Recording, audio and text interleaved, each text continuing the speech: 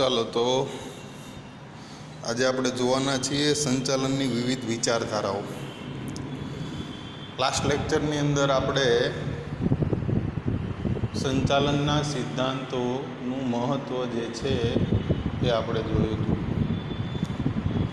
આજે આપણે સંચાલનની વિચારધારા વિશે જોવાનું છે કે એક્ઝામ્પલ તરીકે દરેક વ્યક્તિ હોય તે ધંધો કરતા હોય, એક જ પ્રકારનો ધંધો હોય, પરંતુ ઘણા બધા લોકો એક પ્રકારનો ધંધો કરતો હોય તો એ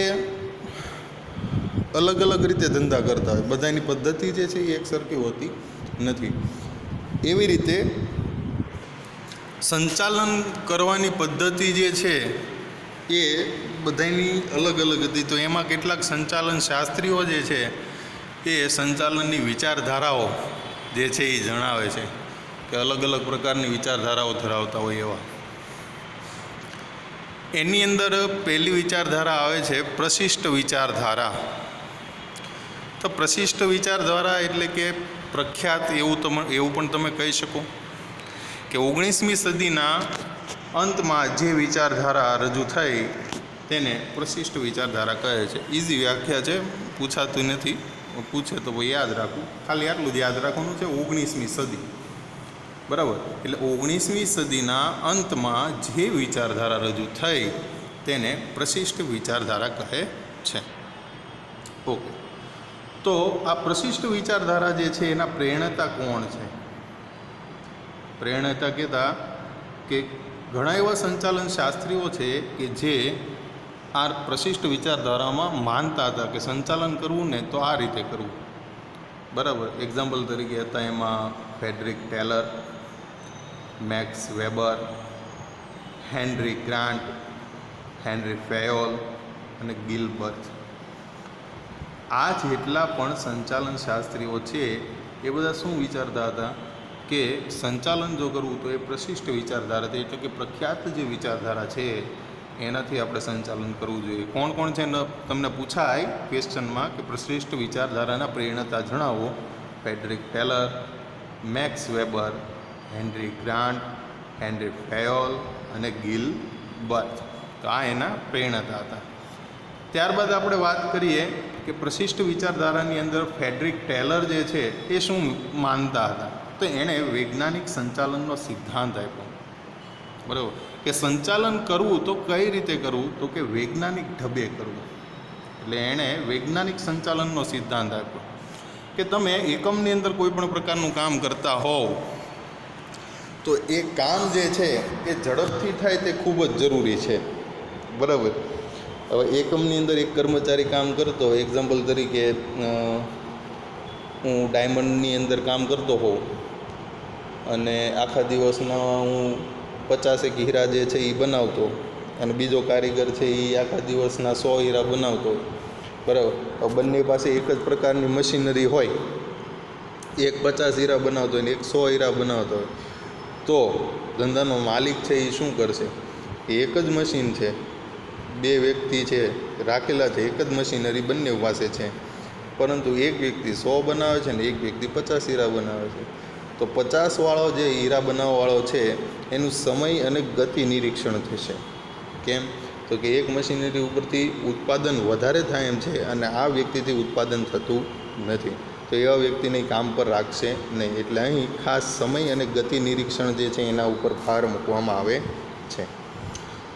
તો ફ્રેડરિક ટેલર જે છે એનું પ્રદાન જે છે એ શેમાં જોવા મળે છે? તો કે ફ્રેડરિક ટેલરનું પ્રદાન જે છે એ વ્યવસ્થા તંત્રમાં વિશિષ્ટીકરણ, બરાબર. વ્યવસ્થા તંત્ર કહેતા જ્યારે આપણે ધંધાની શરૂઆત કરીએ ત્યારે સૌપ્રથમ હેતુ નક્કી થાય. એ હેતુને પાર પાડવા માટે આયોજન કરવામાં આવે. આયોજન પ્રમાણે કામ કરવા માટે વ્યવસ્થા તંત્રની ગોઠવણી કરવામાં આવે. તો આ વ્યવસ્થા તંત્ર જે છે એમાં વિશિષ્ટીકરણ લાવવું જરૂરી છે. એટલે ફ્રેડરિક ટેલર એવું માનતો હતો કે તમે જે વ્યવસ્થા તંત્ર અપનાવો છો એ કેવું હોવું જોઈએ? તો કે એ અલગ પ્રકારનું હોવું જોઈએ, એમાં વિશિષ્ટીકરણ હોવું જોઈએ. તો વ્યવસ્થા તંત્ર કોને કહેવાય એ તમને કહી દઉં કે એકમની અંદર કામ કરવા માટે જે અલગ અલગ કર્મચારીઓની નિમણૂક કરવામાં આવે. એક્ઝામ્પલ તરીકે માનવ શરીર છે તો માનવ શરીરનું જે પિંજરું છે ને એ વ્યવસ્થા તંત્ર છે એવું તમે કહી શકો, બરાબર, કે એમાંથી અલગ અલગ પ્રકારના ઘણા બધા કામ થતા હોય છે. એવી રીતે વ્યવસ્થા તંત્રમાં શું થાય, કર્મચારીની ગોઠવણી થાય. બીજી વસ્તુ એણે શું આપી, ઉત્તેજક વેતન પ્રથા. એટલે કે કર્મચારી જે છે, જો તમારા ધંધામાં એની પાસેથી કામ કરાવવું હોય તો એને વેતન જે છે એ વધારે મળવું જોઈએ. એટલે કે ઉત્તેજન વેતન છે તો જ એ કામ કરશે. ત્રીજું આવે છે એનું પ્રદાન છે જવાબદારી પ્રત્યે, કે કર્મચારીની કાર્ય કરતો હોય તો કાર્ય પ્રત્યેની જવાબદારી પણ હોય. બરાબર. અને ચોથું આવે છે એ છે કાર્ય. એટલે આમ 4 ક્ષેત્રે ફ્રેડરિક ટેલરનું પ્રદાન જોવા મળે છે. વ્યવસ્થા તંત્રમાં વિશિષ્ટીકરણ, ઉત્તેજક વેતન પ્રથા, જવાબદારી અને કાર્ય. તો આ થઈ ગયા ફ્રેડરિક ટેલર. શું એને કયો સિદ્ધાંત આપ્યો? વૈજ્ઞાનિક સંચાલનનો, સમય અને ગતિ નિરીક્ષણ, એનું પ્રદાન વ્યવસ્થા તંત્રમાં, ઉત્તેજક વેતન પ્રથા, જવાબદારી અને કાર્ય. ઓકે. ત્યારબાદ પ્રશિષ્ટ વિચારધારાની અંદર બીજા એક વ્યક્તિ છે હેનરી ફેયોલ. તો હેનરી ફેયોલ જે છે એને સંચાલનનો સાર્વત્રિકનો સિદ્ધાંત આપ્યો. સંચાલનનો સાર્વત્રિકનો સિદ્ધાંત. હવે સંચાલનનો સાર્વત્રિકનો સિદ્ધાંત જે છે એ શું કહે છે, તો આગળ આપણે ભણી ગયા એ પ્રમાણે કે સંચાલન જે છે એ ફક્ત મોટા ધંધાકીય એકમોની અંદર લાગુ પડતો નથી, કે ફક્ત નાના ધંધાકીય એકમની અંદર પણ લાગુ પડતો નથી. સંચાલન જે છે એ દરેક ક્ષેત્રની અંદર લાગુ પડે છે. એટલે કે હેનરી ફેયોલે સંચાલનનો સાર્વત્રિકનો સિદ્ધાંત આપ્યો કે દરેક ક્ષેત્રની અંદર ચાલે. બરાબર. એટલે ધંધાકીય એકમમાં વિવિધ કાર્યોની સપાટી અને મર્યાદા નક્કી કરવી. બરાબર. શું? ધંધાકીય એકમમાં વિવિધ કાર્યોની સપાટી અને મર્યાદા નક્કી કરવી. કેમ કે એકમની અંદર તો ઘણા બધા કામ કરતા હોય. બરાબર. હવે આપણે ખબર છે કે સંચાલનની 3 સપાટી છે: તળ સપાટી, મધ્ય સપાટી અને ઉચ્ચ સપાટી. હવે જે કર્મચારી કામ કરે છે એ કઈ સપાટીએ કાર્ય કરે છે તે નક્કી કરવાનું અને એની મર્યાદા નક્કી કરવાનું. ભાઈ તારે આટલું જ કામ કરવાનું, એનાથી દોડાયું થવાનું નહીં. તો આ થઈ ગયા હેનરી ફેયોલ, પ્રશિષ્ટ વિચારધારા. ત્યારબાદ પ્રશિષ્ટ વિચારધારા ધરાવતા એક બીજા વ્યક્તિ છે મેક્સ વેબર. એણે જે સિદ્ધાંત આપ્યો ને એ સિદ્ધાંત છે અમલદારીનો સિદ્ધાંત. બરાબર. અમલદારીનો સિદ્ધાંત જે છે એ કેવો હોય, તો આપણે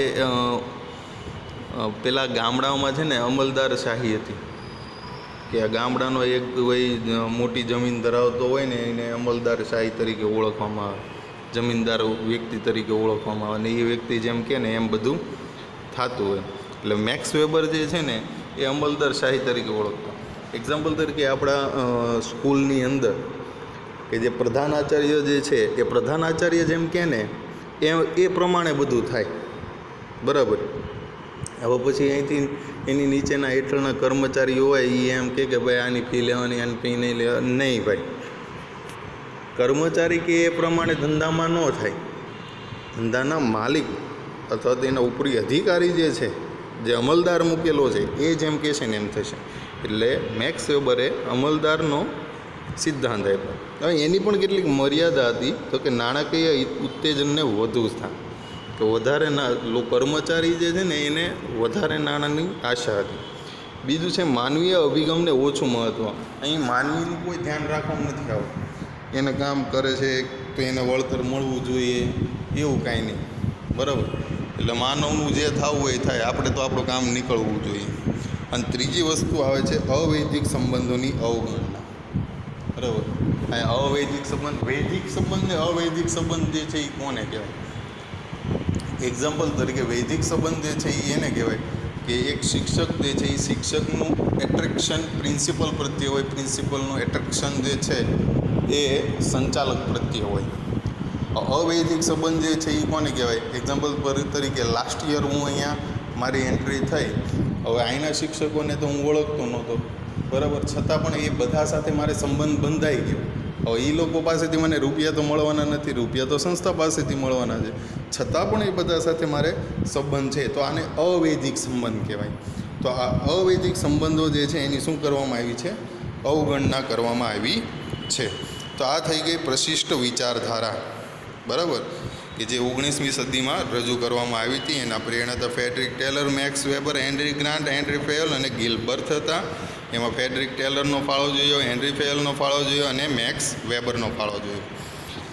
હવે જે આપણે વાત કરવાના છીએ એ છે નવ પ્રશિષ્ટ વિચારધારા. અત્યાર સુધી આપણે શું જોયું? પ્રશિષ્ટ વિચારધારા. અને હવે આપણે જોવાના છીએ નવ પ્રશિષ્ટ વિચારધારા.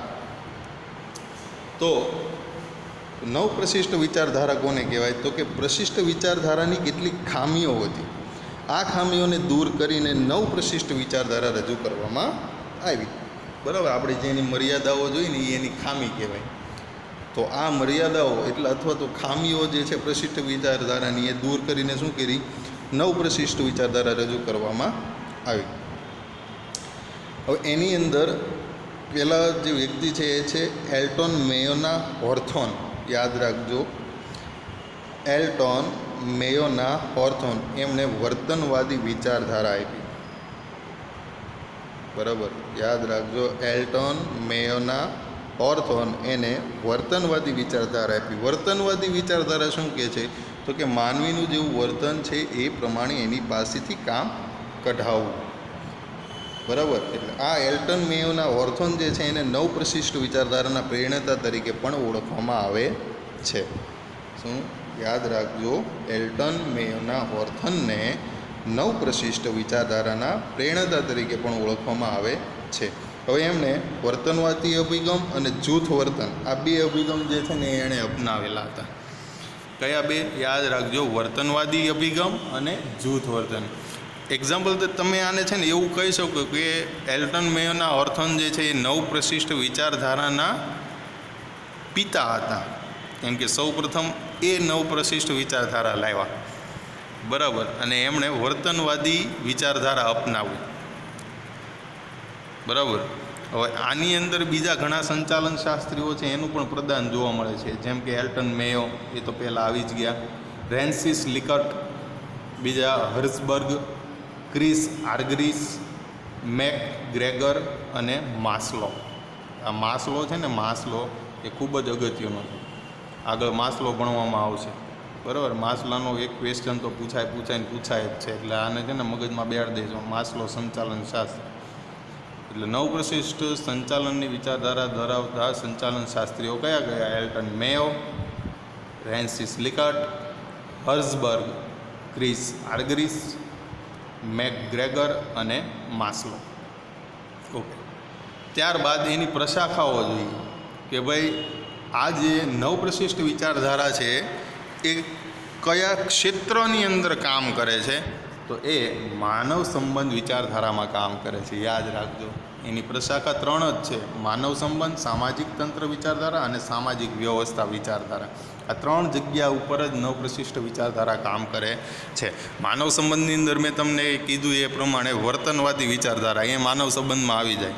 બરાબર, અને સમાજનું વિચારવું અને સામાજિક વ્યવસ્થા ઊભી કરવી, આ વિચારધારા જે છે એની ઉપર કામ કરે છે. ક્લિયર છે? તો અત્યાર સુધીની આપણે બે વિચારધારા જોઈ અને હજુ પણ બાકી છે. તે પછી આપણે નેક્સ્ટ લેક્ચરની અંદર કાં તો હું તમને કાલે જ લેક્ચર પ્રોવાઈડ કરીશ કાં પછીના દિવસે પ્રોવાઈડ કરીશ. હવે બનશે ત્યાં સુધી વીકના 3 થી 4 લેક્ચર જે છે હું તમને પ્રોવાઈડ કરતો રહીશ. બરાબર, એટલે પ્રશિષ્ટ વિચારધારા આજે આપણે જોઈ છે અને નવ પ્રશિષ્ટ વિચારધારા પણ આપણે જોઈ છે. અને આજે પણ યુટ્યુબ ઉપર આપણે લાઈવ લેક્ચર છે. બરાબર, રિઝનિંગનો લાઈવ લેક્ચર છે. તો રિઝનિંગ તમને એમ થતું હોય છે કે ભાઈ ખબર નથી પડતી, પણ તમે એકવાર કન્ટિન્યુઅસલી જોશો તો તમને ખ્યાલ આવશે કે ભાઈ રિઝનિંગ કેવું છે. બરાબર, કેમ કે જોયા વગર ખબર પડે નહીં, નિહાળશો તો ખબર પડશે, નહીં તો ખબર નહીં પડે. Okay, thank you.